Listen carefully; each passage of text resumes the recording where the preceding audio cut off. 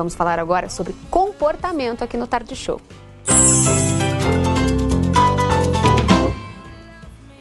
Confiar em si mesmo, sentir-se capaz, com certeza ajuda muito na vida. Isso todo mundo sabe, tanto no lado pessoal quanto profissional, né?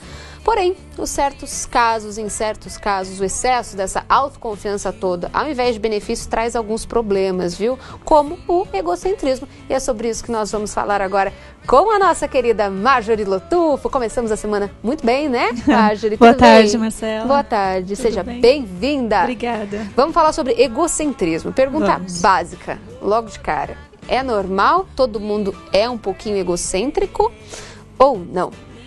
O egocentrismo, em excesso, ele é um transtorno de personalidade. Né? Em contrapartida, a gente tem o egoísmo. Tá? Que é bem, né? Ele tá ali juntinho. O que acontece? Uma pessoa egocêntrica, ela tem que se beneficiar de tudo. Olha o verbo das atenções. Olha só o verbo que eu estou usando só para todo mundo entender. Eu tenho que me beneficiar.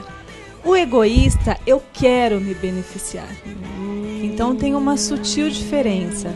Porque o egoísta, ele acaba sendo até um pouco malvado. Porque eu quero sempre me beneficiar de algo, de alguém, com alguma coisa. E o egocêntrico, eu acho sempre que eu sou o centro das atenções. Sem ter a maldade de ser egoísta. Entendi. Tá? Porque eu não tenho a maldade. Eu acho que eu sou o centro. Que ela merece. A pessoa acha que ela merece tudo isso. Que ela é maravilhosa e tudo mais. Que eu sou a melhor pessoa do mundo. Que eu sou a pessoa mais perfeita do mundo. Tá. E o meu ego, o nome já diz. Ego, então, centro, né? Centrismo. É exatamente aí que você pegou no ponto que eu queria chegar, em relação ao ego. Que, pelo menos na minha opinião, a gente tem que ter um pouquinho de ego para tudo na vida. Claro. Né? Até para autoconfiança, né? Enfim. Até que ponto isso se torna doentio, Marjorie? Como é que a gente consegue definir o limite natural, saudável, do limite perigoso e preocupante? Até o ponto em que eu não prejudico o outro. Entendi. Porque querendo ou não afeta, né? Sim, afeta. Porque o egocêntrico, ele é assim. O outro, para mim, não tem importância, não existe. Então, o que vai acontecer? Eu sempre vou querer me beneficiar, sempre tenho que me beneficiar com isso alguma coisa. Isso em todos os aspectos? Todos. Tá. Todos. Principalmente, todos. Família, trabalho. E aí o que acontece? Eu acabo me separando por ser egocêntrica, né? Eu acabo tendo uma separação porque no trabalho. Daí o egocentrismo leva a outras características também, né? Não sei se a pessoa que é egocêntrica, egoísta, obviamente, claro. Vaidosa demais, narcisista, né? Teimosa, porque ela provavelmente deve achar a pessoa que tem razão, sempre tem razão. Isso vai levando outras características também. O egocêntrico, ele nunca ouve o que o outro diz. Ele é sempre, por ser o centro das atenções, o outro sempre está errado. Entendi. Então, que diferença faz a opinião do outro? Nenhuma, porque eu estou certa. Isso é um traço de personalidade? É algo assim que já vem aí desde de novinho? Tem alguns estudos com o Piaget que ele conta que as crianças nascem egocêntricas. Já ouvi isso também, que toda criança é egocêntrica. É egocêntrica. E ali, naquele ambiente onde essa criança vai viver, vai crescer, vai aprender sobre a vida, é aonde os pais vão conseguir moldar essa criança. Vamos dividir esse brinquedo, vamos dividir aquela bolacha, vamos dividir alguma coisa com o próximo. Se isso não é satisfeito, né, se a criança cresce sempre acreditando que tudo é só para ela, eu posso me tornar um adulto egocêntrico. Exatamente isso que eu queria saber. Então, se a criança é uma criança egocêntrica ou, não sei, mimada, ela pode se tornar um adulto egocêntrico ou muito egoísta. E aí é onde o excesso vai gerar um transtorno de personalidade. E um transtorno de personalidade eu não consigo sobreviver no meio, na sociedade.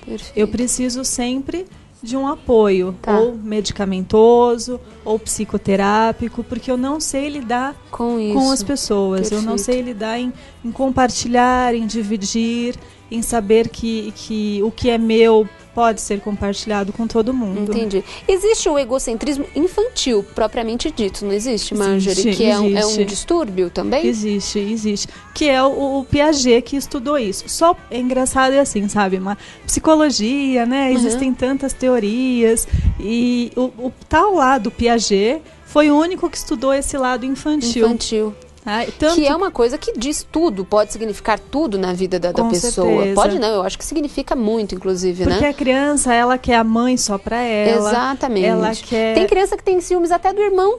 Que dirá dos amigos, dos coleguinhas. Tem criança que tem ciúmes dentro de casa, né, Marjorie? Da própria do pai, mãe. da mãe, exatamente. Principalmente da mãe. Exatamente. Que é a mãe que amamenta, é a mãe que dá os primeiros cuidados. E aí começa aquela birra, aí a criança vai ficando birrenta. Qual a postura dos pais aí diante de uma situação como essa? É castigar? Ou como é que é feito? Como é que é solucionado isso? A gente sempre, né, tenta criar e educar os filhos na base do diálogo. Exato. Da conversa, sentar, agachar na altura sempre da criança, né? Nunca falar por cima, né? Acima da criança, porque isso assusta. Entendi. E aí nós vamos ter uma criança assustada e não uma criança educada. Perfeito. Né? Então, assim, o diálogo hoje... é fundamental. A gente sabe que muitos pais não conseguem. Infelizmente. Eles foram criados aí no século passado. De uma maneira um pouco mais bruta. De uma maneira diferente. Exato. Então, eles não conhecem uma nova forma de educação. Né? Claro, cada um dentro da sua casa é que vai saber como lidar, porque não existe regras. Né? O que é importante para todo mundo. Eu posso estar aqui falando alguma coisa que serve para um, crianças não se adequam. Claro. Com certeza. Então, é naquele ambiente que você, como pai, né, como mãe, vai saber identificar como educar da melhor maneira o seu filho. Acho que é interessante não alimentar isso, né? Não deixar que isso vire uma bola de neve. Que criança, né, tomou liberdade, ela vai tomando liberdade. Conseguir controlar isso já é um primeiro passo, acho que é interessante. E sabendo sempre, né, Marcela, que essa criança um dia vai se tornar um adulto. Com certeza. E esse adulto... é esse adulto que vai cuidar de você. Exato. As crianças aí, quando acontece algo que a incomode ou que não agrade, elas fazem birra. E os adultos, Marjorie, também nesses casos egocêntricos, quando tem algum tipo de frustração ou crítica, como é que o egocêntrico reage? O egocêntrico, se ele está nesse excesso, né, no excesso do egoísmo, ele cai até em depressão. Afeta sim? Afeta, porque eu não tenho o que eu quero. E aí?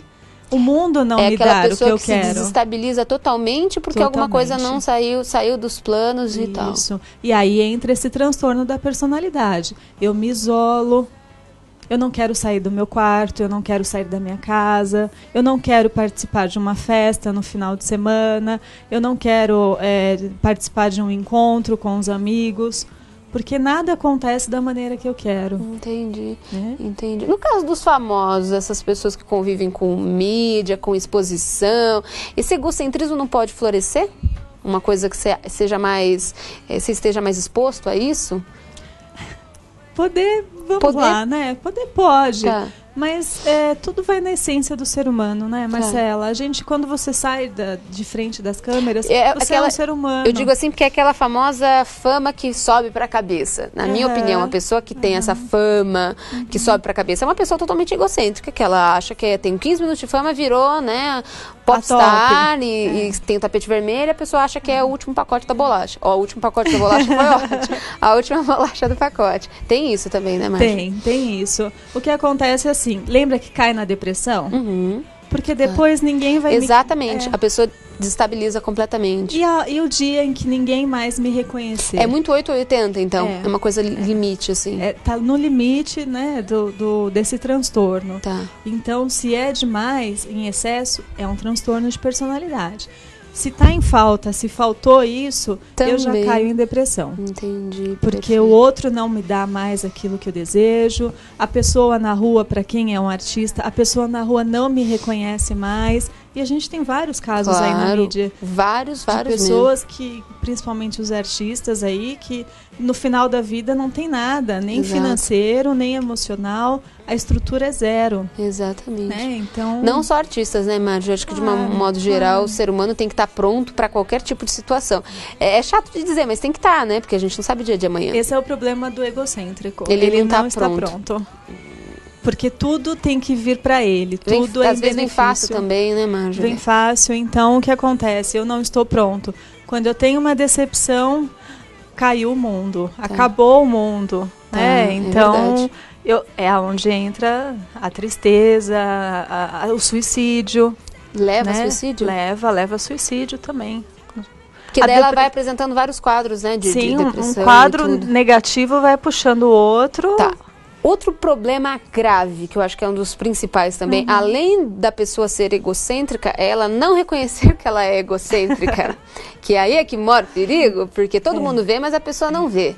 Né, Márcia? A pessoa, dificilmente ela vai reconhecer que ela é uma pessoa egocêntrica que está sofrendo com esse tipo de situação. Como é que você consegue auxiliar uma pessoa dessa? Eu vou dizer que nunca ela vai reconhecer isso. Jamais? Jamais.